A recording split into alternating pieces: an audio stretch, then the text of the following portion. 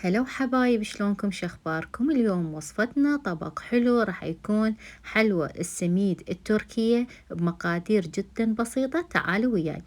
بالبداية عندي بيضتين، استخدمت بيضة وبياض بيضة، والصفارة راح أشيلها على كتر بعدين راح نحتاجها. راح أخلط البيضة.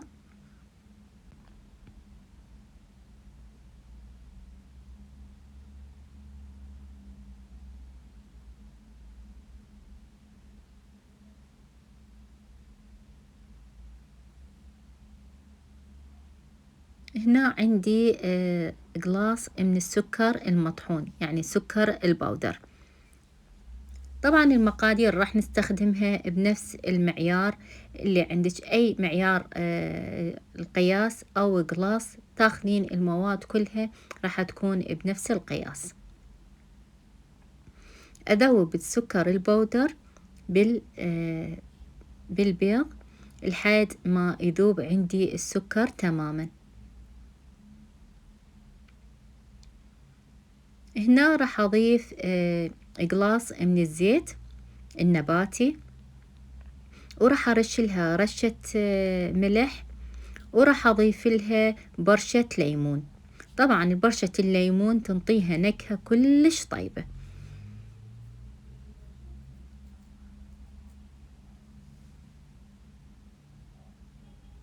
أدمج المواد هاي كلها مع بعض. بعدين شنو أضيف؟ السميد الناعم اللي نفسه نستخدمه بالبسبوسة. نستخدم السميد الناعم قلاص واحد. هنا ضفت ملعقة صغيرة من البيكنج باودر. طبعا هنا احنا عندنا هاي الوصفة ما تحتاج اي تخمير، مجرد ما تكمل العجن مالتها رأسا نشكلها وندخلها الفرن.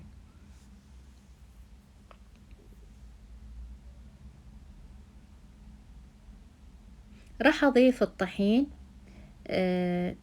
اضيف قلاص وادمج هاي المواد كلها، واضيف شوية شوية. طبعا لهاي الوصفة نستخدم 3 قلاصات من الطحين، بس احنا نضيفه بالتدريج، لان مثل ما تعرفون الحجم البيض او الطحين يختلف من النوع الى اخر. يمكن تحتاجين اقل او اكثر من ال3 قلاصات. فاحنا بهالمرحلة نضيف شوية شوية، وهنا بهالمرحلة راح نعجنها بايدنا.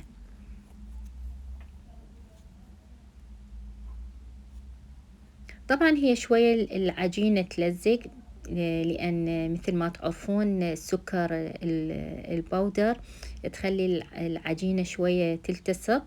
هنا بعد نشوفها بهالمرحلة تقريبا اللمت، وراح تكون سهلة التشكيل، وبنفس الوقت من نشوفها ما بيها تشققات، يعني مجرد ما نعصرها بإيدنا نشوفها، شوف أي تشققات ما بيها. فهاي هنا راح نشكلها بهالمرحلة. عندنا الصينية دا خالي لها ورقة زبدة حتى ما تلتصق، أو حتى ما تخلي لها ورق زبدة عادي، ماكو مشكلة، لأن هي أول وتالي راح نخلي لها القطر أو الشيرة. طبعا الأحجام تسويها صغار، لأن مثل ما تعرفون هو بيها بيكون باودر، وبالفرن راح يتضاعف الحجم مالتها. طريقة تقريبا شلون الكبة اللي واحد يريد يسويها، بس بنفس الوقت يدوس عليها ما يخليها تكون مكبكبة يعني.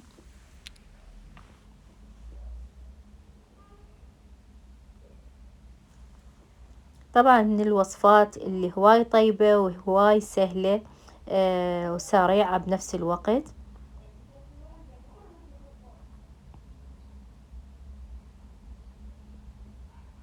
طبعا هنا بهالمرحلة أنا مسوية الشيرة أو القطر، خالة قلاص ونص من السكر مع قلاص ونص من الماي وعصرة ليمون.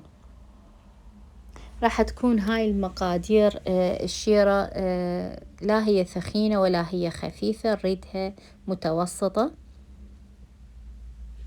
هنا كملنا هاي البيضة أو صفار البيض اللي احنا شلناه، راح ندهن وجه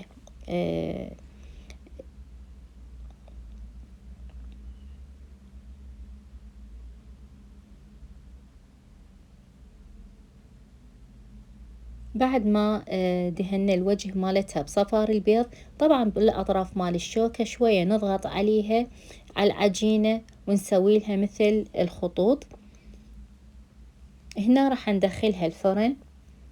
هنا بعد ما طلع وهذا الشكل مالته، راح نضيف له الشيرة، طبعا نزينها بشوية جوز. طبعا الشيرة تكون باردة، ورا ما يطلع القالب من الفرن رأسا نسقيه بالشيرة. طعمه رهيب، وألف عافية.